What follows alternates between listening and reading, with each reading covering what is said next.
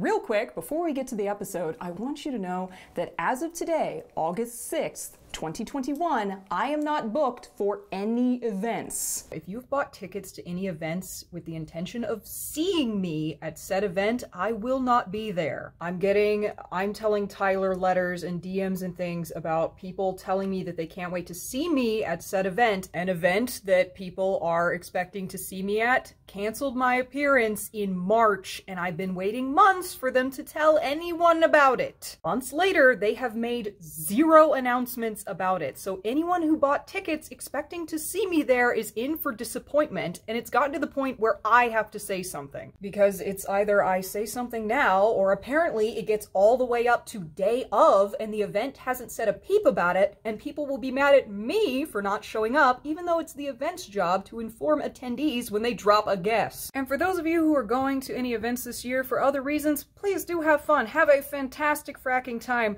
I just don't want people to think that I'm gonna be at a place and then I end up disappointing them because someone couldn't make an announcement. And for those of you understandably wondering why I didn't just make an announcement myself before now, I thought it would be real unprofessional of me and real combative to come out and be like, hey, this fracking event dropped me. But see, I thought they would tell their attendees about the change. It has come to my attention that I thought wrong. This has been your heads up as to what the hell is going on. Now back to the Ruffle Report.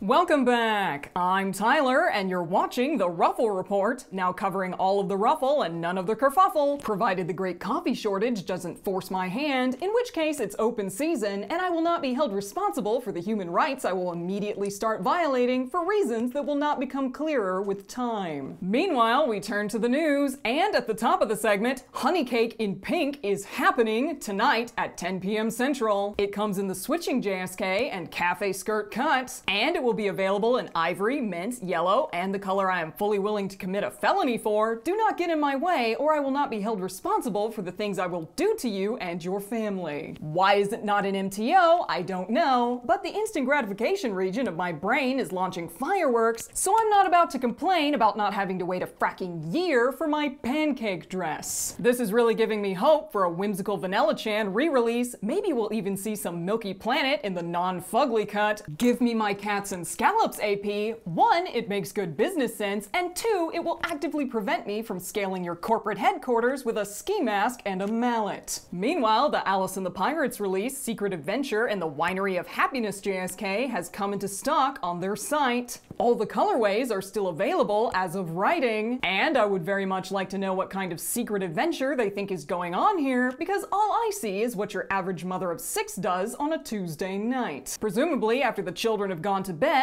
or before. Admittedly, I don't know how exactly a woman functions after having created human life and having the little bastard follow you to the bathroom. My mother always told me I would change my mind about having kids, but I knew better than to trust the judgment of a person who went through one of the most painful medical events a human being can experience and then decided to do it 3 more times. No part of turning my uterus into fracking Stargate sounds appealing. And I'm happy to report that my biological clock has clearly not been wound, and I may or may not have smashed my reproductive Rolex with a rock, because no part of me wants to hedge my bets on raising a child that won't kill me in my sleep. Have you met me? You already dodged a bullet when I ate all the food in the womb and murdered my twin. Do you really think that what this world needs is another woman who gets her serotonin from the suffering of others, or is my act of fetal-on-fetal homicide not enough of an endorsement for my being a Terminator seed? I'd push any man who wanted children into oncoming traffic before I agreed to have them, and this complete non sequitur manslaughter aside, you should also know that there's an apron sporting OP available, not a single color is bad, and there's a high-waisted JSK that I like despite my previous bias against them, as well as a skirt, cape, and one of those little babushka headdresses. And I'm frankly offended that there's nothing for me to bitch about. How very dare this brand create something that I can't rip apart as a distraction from the slowly unraveling threads of my personality. An identity crisis never looks so kawaii. And moving right along, Metamorphose Camellia OP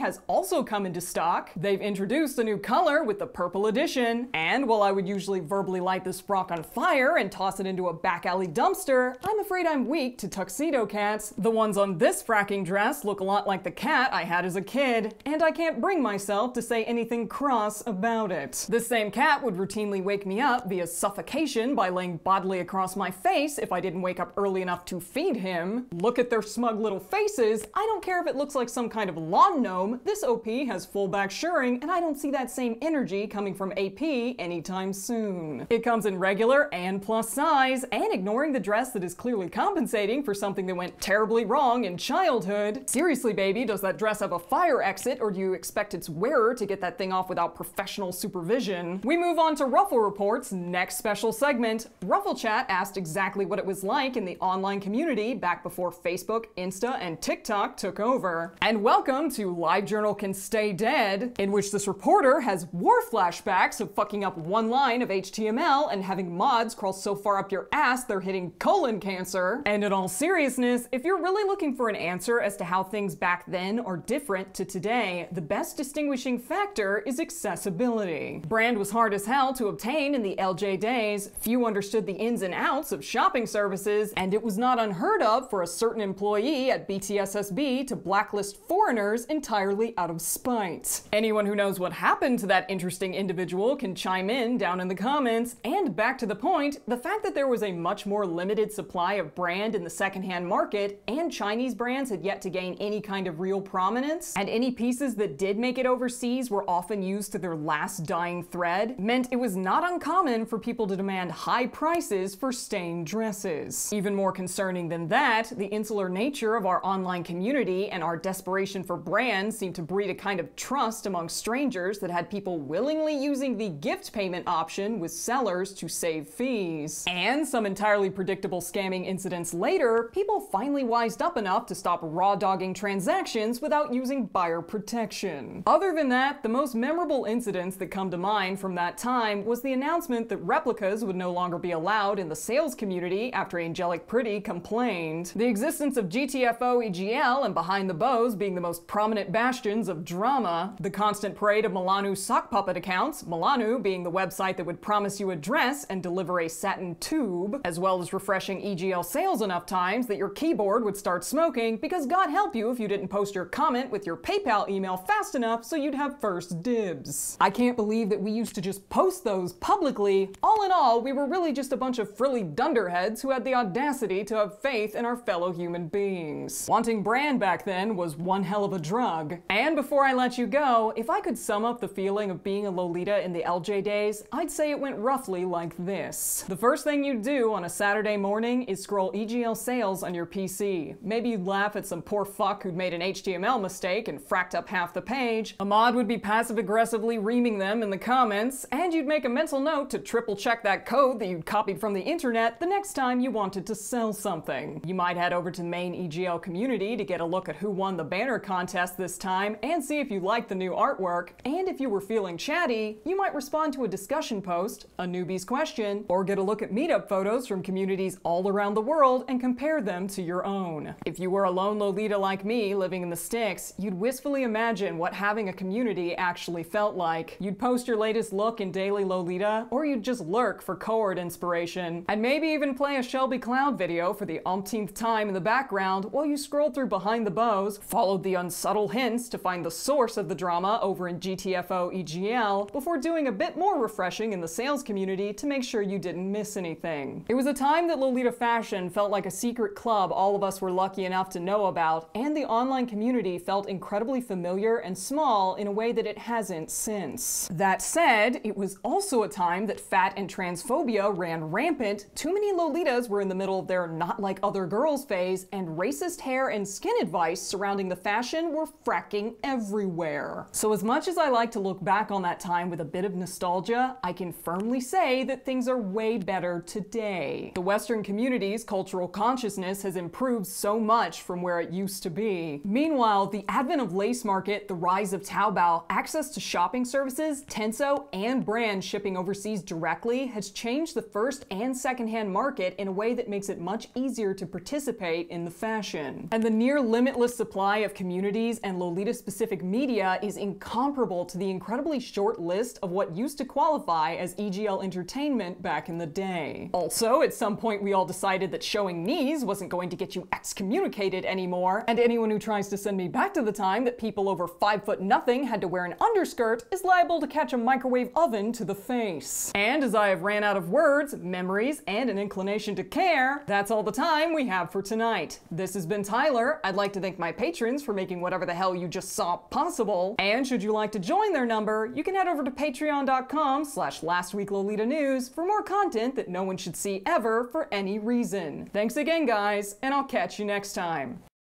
Also, I did cool, fun makeup again. It's purple this time. Do you know how long I had to look for decent purple? I tried it first in a darker shade, and it looked like I had grapes for eyes.